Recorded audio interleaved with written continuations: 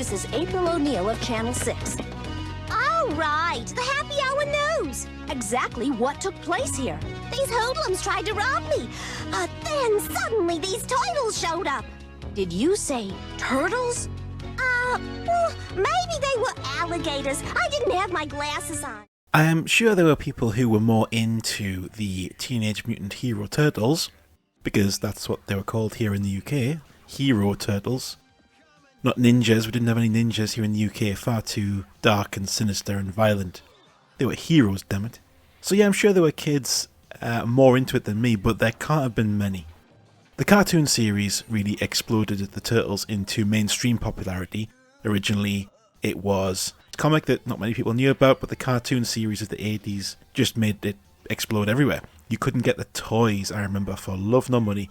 My poor mum had a dreadful Christmas, trawling the shops for a model Donatello for me. Incidentally, it's worth mentioning just how remarkable that marketing machine was. I essentially received a balloon for Christmas. And I considered it, and still consider it, one of my most valuable and treasured memories of a Christmas present ever. But it was a balloon. I mean, that's what this is. It's a balloon.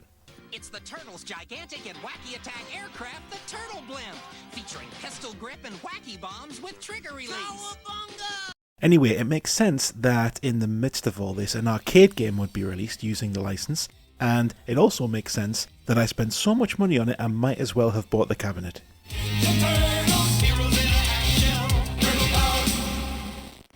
This was my first experience of what would be one of the most popular genres of arcade game, the side-scrolling beat-em-up.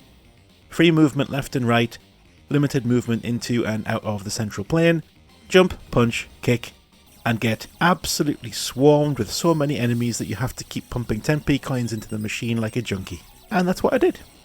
The big appeal here was obviously the visuals being so close to the cartoon. It played the music from the show in the attract mode. It meant being even just around the cabinet generally in the arcade was amazing. Every boss battle was a big character enemy from the series. You got your Bebop and Rocksteady, but also Baxter Stockman and the Rat King. All the things, incidentally, you could also buy toys of. I mean, that's no coincidence, right? It was really just a love letter to the show and the toys, and being able to control your favourite turtle, also known as Best Turtle Donatello. There are no other opinions that are valid. It was a license to print money, essentially. Hang on, April!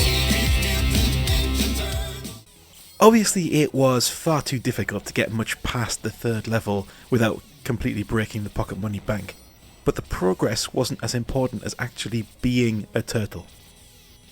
Not like that.